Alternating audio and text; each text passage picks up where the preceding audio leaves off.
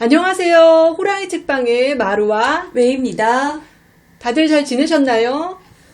저희 오랜만에 찍죠? 예. 지난 한 해 동안 코로나 때문에 영업 제대로 못했다고 울부짖는 자영업자 친구들, 아이들 학교 안 가서 삼시세끼 찍는 1년 내내 찍은 친구들, 맞벌이인데 애들 인스턴트만 먹이는 친구들, 저도 이런 부류 중에 한 부류로 지난 한 해를 살았습니다. 그런 상황이 쌓이다 보니까 지난 12월 정도에는 누가 조금만 건드려도 막 폭발할 것 같은 그런 상태였다가 이 책 웬만해선 아무렇지도 않다 읽고 웬만해서 아무렇지 않은 상태가 됐습니다. 네. 그리고 이 책을 읽으면서 떠오른 원미동 사람들 같이 소개해보고자 합니다.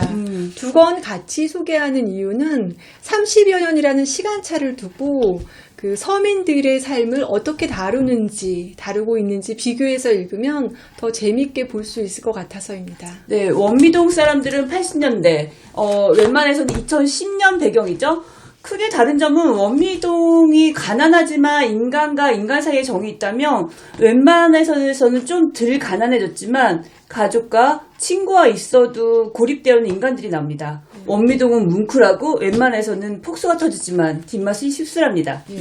웬만해서 아무렇지도 않다. 이 책은 아주 짧은 소설로 묶인 책입니다. 짧은 글 안에서 사건이나 인물의 상황과 반전, 그 안에서의 반전과 위트가 이렇게 녹여야 됐으니까 쉬운 작업은 아니죠. 네, 이게 단편이 엄청 많아요. 안 세어봤는데 작가의 말을 좀 네. 소개해 볼게요. 작가의 말 읽어드릴게요. 짧은 글 우습다고 쉽사리 덤볐다가 편두통 위장장애 골고루 앓았다네. 짧았던 사랑일수록 치열하게 다퉜거늘. 이렇게 시조로 재밌게 소개했습니다.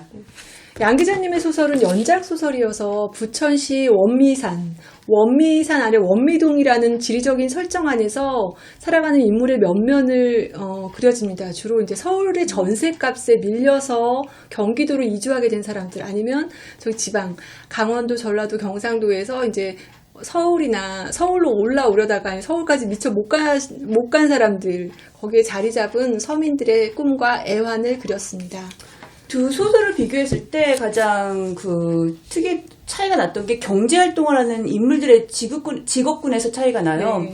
원미동에서는 등장하는 인물들은 지물포, 화장품 가게, 동네 슈퍼, 그 전파사, 사진관, 찻집 등의 주인이나 종업원이 나옵니다. 네. 이기호 소설에 등장하는 인물은 앞에 소개했던 소상공인이 다 망했어요. 88년 올림픽이 있었고 성수대교가 무너지고 삼풍백화점 무너지고 IMF도 겪고 그러면서 대형마트가 우리 사회에 들어오죠. 그래서 이 양기장 소설에 등장했던 인물들은 새로운 시대에서 경쟁력을 잃게 됩니다. 대신 이기호의 소설에서는 실업자, 취준생, 고시생, 공시생, 마트 판매원, 계약직, 비정규직, 파트타이머, 경비원, 귀농인, 배달원으로 등장합니다. 네, 원미동에서는 가난한 사람들 하면 일명 노가다를 뛰면서 가장 하층 인물들 그리는데요. 웬만해서는 취준생이 가장 우울한 계층으로 나옵니다. 원미동의 대표적인 백수는 우리 어린 시절에 그 동네 백수, 백수 삼촌, 그런 무릎 튀어나오고 장발머리, 이런 몽다리가 나옵니다. 네, 몽달씨. 네, 몽달씨. 네, 몽달씨는 대학을 다니고 군대를 다녀와서 머리가 어떻게 된 건지 낮에는 그 옆에 수포 아저씨가 건네주는 알사탕이나 쭈쭈바를 같이 7살짜리 꼬마 여자애랑 이렇게 먹어요. 그리고서 그 꼬마애랑 시적 대화를 나누고 밤에는 그 시를 외우고 읽고 그런 생활을 합니다. 그리고 다 읽으면 나 이거 다 외웠으니까 너 가져 하면서 시가 적혀있는 쪽지를 7살 소녀에게 건네주고 오는 한 사람입니다.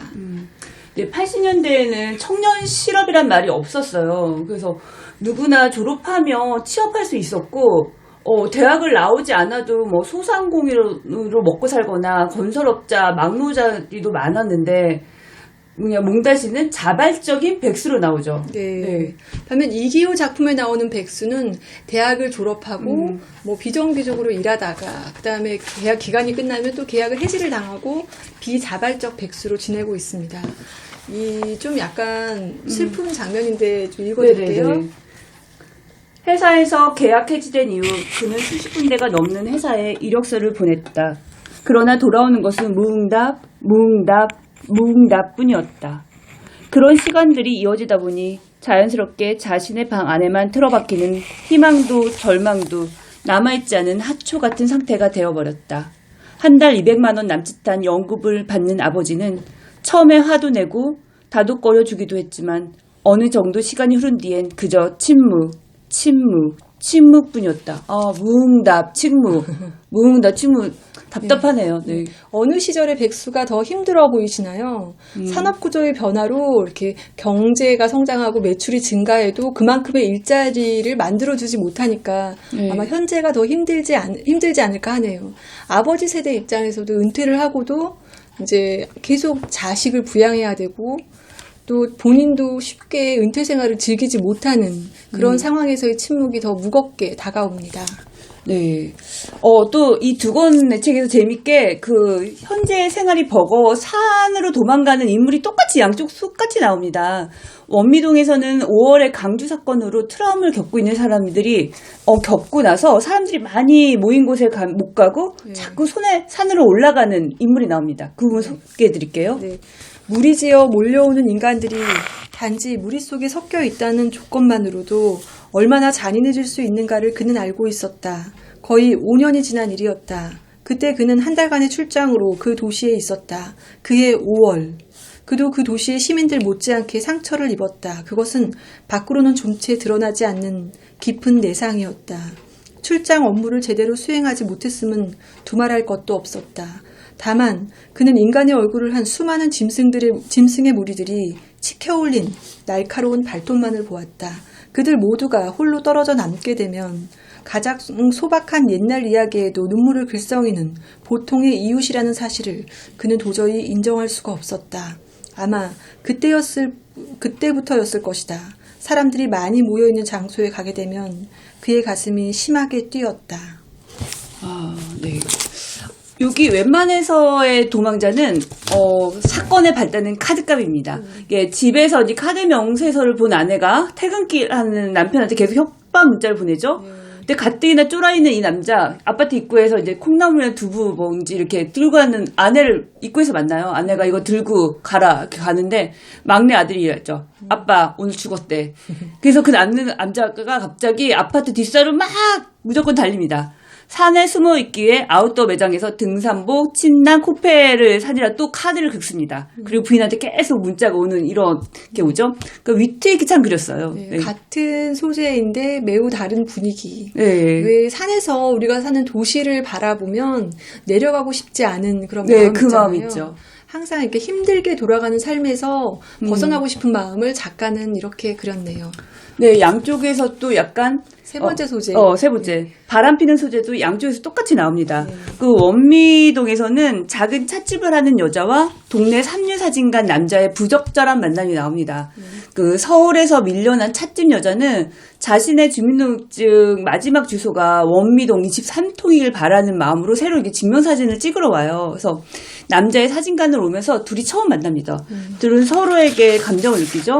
남자는 찻집 여자의 낡은 구두, 낡은 코트를 보면서 여기 원미동에서 차 팔아서 저거 새로 살까 하면 연민합니다. 네. 둘이 관계가 이제 아내에게 들켜서 그 남자의 아내가 찻집을 이렇게 뒤집어 놓죠. 남자는 위로차 그녀에게 이제 비빔밥을 사줍니다. 네, 겨우 먹는 게 비빔밥. 이때 이제 분류는 그래도 서로의 이제 누추한 삶을 감싸주고 싶은 그런 마음이 보입니다. 웬만해서에서도 이제 부적절한 유부남의 이제 관계가 나오는데 실제 만남은 아니고 SNS 페북에서 네. 이렇게 거짓 이미지를 올리고 남편이 댓글 다는 거 외도하죠. 나오니까 잠깐 읽어볼게요. 네, 남편이 페북에 이렇게 올립니다. 비가 온다. 비가 온 날이면 어디론가 무작정 떠나고만 싶다. 인도에 떨어지는 빗방울 하나하나에 잊고 산 내 꿈들이 방울방울 튀어오르고 있다. 참나 이런 걸 그 흔한 말로 지랄도 풍년이라고 하나요? 우리 남편은요 머리가 가늘어서 비가 오는 날을 유독 싫어하거든요. 휴일에 비 오면 칼국수나 파전 같은 것을 먹고 하루 종일 소파에서 뒹구는 위인이죠.